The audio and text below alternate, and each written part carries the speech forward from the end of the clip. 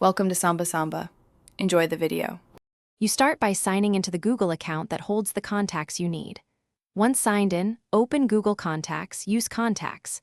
Google, or the contacts entry from the Google Apps grid. Make sure sync is enabled on your device. Go to Settings, Accounts, Google, select the account, and confirm Contacts sync is toggled on. While still here, scan the contacts list for duplicates or labels you want to export. That saves cleanup later. Now, you're ready to select what to export. Next, you select the contacts to extract.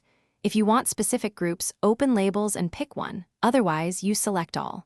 Then click Export from the left menu. Choose the correct format for your destination, Google CSV for another Google account, Outlook CSV for Windows, or vCard for iPhone and Mac OS. Pick the label or selected contacts, then confirm. Make sure to name the file clearly and save it to a folder you'll remember, such as Downloads or Documents, so import is easy. Finally, import the file into your target service. In Gmail or another Google account, use Contacts Import. In Outlook or iCloud, use their import tool. Once imported, verify that names, phone numbers, and emails mapped correctly and that labels became groups.